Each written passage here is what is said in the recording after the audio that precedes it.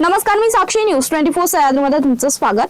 समृद्धी महामार्गावर प्रवाशांची लूटमार आणि डिझेल चोरी करणाऱ्या टोळीचा महामार्ग पोलिसांनी सिनेमाला साजेसा थरारक पाठलागानंतर पर्दाफाश केलाय. या कारवाईत एका संशयित दरोडेखोराला रंगेहात अटक करण्यात आली असून 6 साथीदार फरार झाल्यात. 28 मे रोजी पहाटे समृद्धी महामार्गावरील मुंबई कॉरिडॉरवर बंद पडलेल्या कारमधील प्रवाशांना लुटल्याची माहिती पोलिसांना मिळाली. घटनास्थळी पोहोचताच आरोपी पसार झाले होते. त्यानंतर पोलिसांनी संशयित वाहनाचा शोध घेत पाठलाग सुरू केला. त्यावेळी आरोपींनी पोलिसांच्या वाहनांवर दगडफेक केली, तर एका विना क्रमांकाच्या एर्टिगा कारने पोलिसांच्या गाडीला कट मारून रस्ता अडवण्याचाही प्रयत्न केला.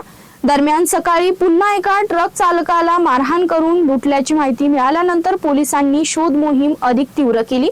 अखेर चॅनेज क्रमांक 520 जवळील आरोपी ट्रक मधून डिझेल चोरी करताना आढळले.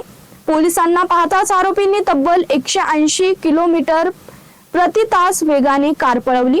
महामार्ग पोलिसांनी जीवाची पर्वा न करता पाठलाग सुरू केला आणि कोपरगाव तालुक्यातील धोत्रे शिवारात आरोपींची गाडी अडवली. आरोपींनी शेतात पळ काढला, मात्र पोलिसांनी पाठलाग करून अमोल नाना वैद या 20 वर्षीय आरोपीला पकडला.